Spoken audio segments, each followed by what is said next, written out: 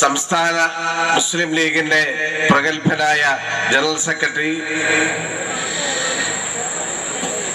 കേരള നിയമസഭയിലെ അസംബ്ലി മുസ്ലിം ലീഗിന്റെ assembly party leader,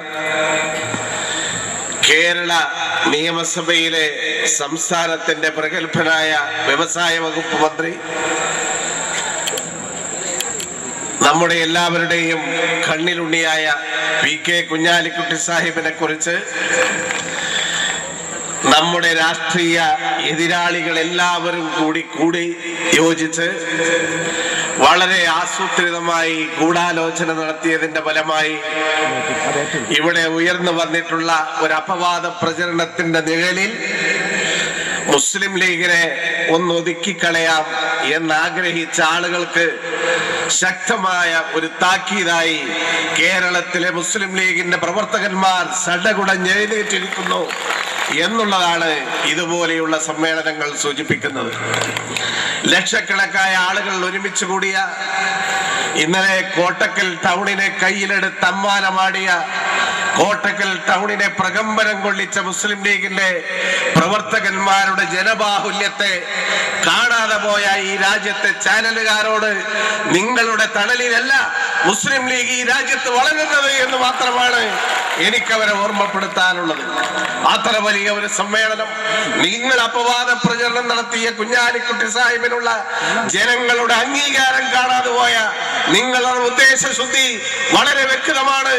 അദ്ദേഹത്തിനെ നശിപ്പിച്ച് കയ്യിലെടുത്ത് അമ്മാനമാടാമെന്ന് നിങ്ങൾ ആഗ്രഹിക്കുന്നുവെങ്കിൽ കേരളത്തിലെ പാണക്കാട് സയ്യിദ് മുഹമ്മദ് അലി ശിഹാബ് തങ്ങളുടെ അനുയായികൾ അതിനനുവദിക്കുകയില്ല എന്ന് മാത്രമാണ് എനിക്ക് അവരോട് പറയാനുള്ളത്. കേവലം ഏതോ ഒരു വേശ്യാസ്ത്രീയുടെ അവർക്ക് കൈക്കൂലി കൊടുത്ത് അവളെ കൊണ്ട് അപവാദ പ്രചരണം നടത്തിയാൽ തകർന്നു പോകുന്നതാണ് മുസ്ലിം ലീഗ് എന്ന് പറയുന്ന രാഷ്ട്രീയ പ്രസ്ഥാനം എന്നുള്ളവർ ചരിത്രത്തിന്റെ ബാലപാഠങ്ങൾ പോലും അറിയാത്ത ഏതോ സ്വപ്നഭൂമിയിൽ ജീവിക്കുന്ന മിഥ്യാധാരണകളുടെ മുന്നിൽ പോകുന്ന ഒരു മറ്റം ഈയാമ്പാറ്റകളാണ് എന്ന് ഓർമ്മപ്പെടുത്തുവാൻ ഞാൻ ഈ സന്ദർഭം ഉപയോഗപ്പെടുത്തുകയാണ്. ആർക്കെതിരാണ് ഈ രാജ്യത്ത് അപവാദ പ്രചരണങ്ങൾ ഇല്ലാതെ പോയിട്ടുള്ളത്? ഒരുപാട് പരിഷ്കർത്താക്കൾ ഈ രാജ്യത്ത് വന്നു, ഒരുപാട് രാഷ്ട്രീയ നേതാക്കൾ നമുക്ക് മുമ്പിലുണ്ടായി, ഒരുപാട് ആളുകൾ ഈ രാജ്യത്ത് കൂടെ കടന്നുപോയി. എല്ലാവരെ കുറിച്ചും അപവാദ പ്രചരണങ്ങൾ ഉണ്ടായി. അതേ സമയത്ത് വളരെ വ്യക്തമായ സത്യങ്ങൾ നമ്മളുടെ മുമ്പിൽ ഉണ്ടായിട്ടും ആ സത്യങ്ങളെ അസത്യങ്ങളാണെന്ന് വരുത്തി തീർക്കുവാനുള്ള ശ്രമവും ഇതോടൊപ്പം നമ്മളുടെ രാജ്യത്ത് നടന്നുകൊണ്ടിരിക്കുകയാണ്. നിങ്ങൾക്കറിയാമോ, ഇപ്പോ ഞാൻ ഒരു മതവിഭാഗത്തിന്റെയും ആ ഒരു വികാരത്തെ വൃദ്ധപ്പെടുത്തുന്നതിന് വേണ്ടിയല്ല ചില സത്യങ്ങൾ പറയുമ്പോ സത്യങ്ങളായി നമുക്ക് പറയേണ്ടി വരും. ഇവിടെ മുസ്ലിം ലീഗിനെ സംബന്ധിച്ചിടത്തോളം സത്യത്തിന്റെ നേരെ മുഖം തിരിഞ്ഞു നിൽക്കുന്ന യാതൊരു പ്രവണതയും ഇവിടെ ഞങ്ങളെ സംബന്ധിച്ചിടത്തോളം. ബഹുമാന്യനായ കുഞ്ഞാലിക്കുട്ടി സാഹിബിനെതിരിൽ ഈ ആരോപണം പുതിയ ഒരു സംഭവമല്ല.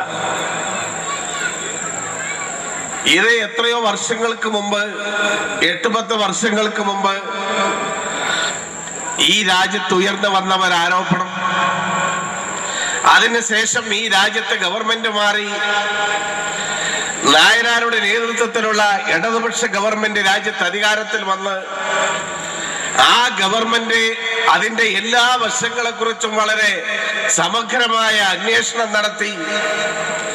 ആ അന്വേഷണത്തിൽ ഒന്നും ബഹുമാന്യനായ കുഞ്ഞാലിക്കുട്ടി സാഹിബിനെ ഈ സംഭവത്തിലേക്ക് വലിച്ചിഴക്കാനുള്ള യാതൊരുവിധ കാര്യവുമില്ല എന്ന് പോലീസ് റിപ്പോർട്ടിന്റെയും പോലീസ് അന്വേഷണത്തിന്റെയും പശ്ചാത്തലത്തിൽ, അതുപോലെ കോടതിയിൽ നടന്ന കേസുകളുടെ വാദങ്ങൾ കേട്ട് വളരെ വ്യക്തമായും അദ്ദേഹം നിരപരാധിയാണ് എന്ന് കോടതിക്ക് ബോധ്യപ്പെട്ടതിന്റെ അടിസ്ഥാനത്തിൽ ഹൈക്കോടതിയിലും സുപ്രീം കോടതിയിലും ബഹുമാന്യനായ കുഞ്ഞാലിക്കുട്ടി സാഹിബിന്റെ പ്രതിയോഗികൾ കേസ് നടത്തിയിട്ട് അതൊന്നും അർത്ഥമുള്ളതല്ല, നിരർത്ഥകമായ ആരോപണങ്ങളാണ് എന്ന് തെളിയിക്കപ്പെട്ട് ഈ രാജ്യത്തെ ജനങ്ങളുടെ മനസ്സുകളിൽ നിന്ന് മായ്ച്ചു കളഞ്ഞ ഒരു കേസിനെ, അല്ലെങ്കിൽ അദ്ദേഹം നിരപരാധിയാണ് എന്ന് വിധി പ്രസ്താവിക്കപ്പെട്ട ഒരു കേസിനെ രണ്ടാമത് ഇവിടെ ഉയർത്തിക്കൊണ്ടുവന്ന സാഹചര്യം നാം മനസ്സിലാക്കേണ്ടതുണ്ട്.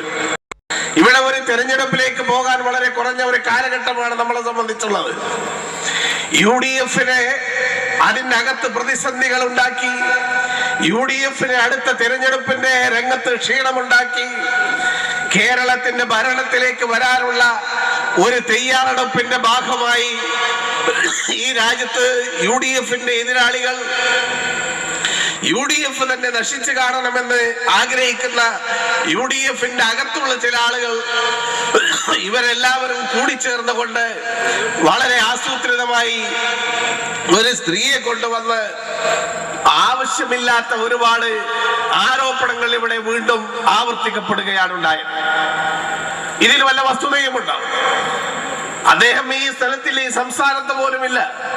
അദ്ദേഹം പരിശുദ്ധ ഉംറ നിർവഹിക്കുന്നതിന് വേണ്ടി അദ്ദേഹത്തിന്റെ ഭാര്യ സമേതം മക്കയിലേക്ക് പോവുകയും മക്കയിൽ നിന്ന് ഉംറ നിർവഹിച്ച് വന്ദിനായ പ്രവാചകന്റെ റൗള ഷരീഫ് സന്ദർശിച്ച് അവിടെ മതപരമായ ചടങ്ങുകളിൽ സംബന്ധിച്ചു കൊണ്ടിരിക്കുമ്പോഴാണ് ഈ കൊച്ചു കേരളത്തിന്റെ കോഴിക്കോട് വെച്ചുകൊണ്ട് ഒരു അഭിസാരിക സ്ത്രീയെ കൊണ്ട് ഇങ്ങനെയുള്ള ആളുകൾ വീണ്ടും അദ്ദേഹത്തിന്റെ പേരിൽ ആരോപണം ഉന്നയിക്കുന്നു.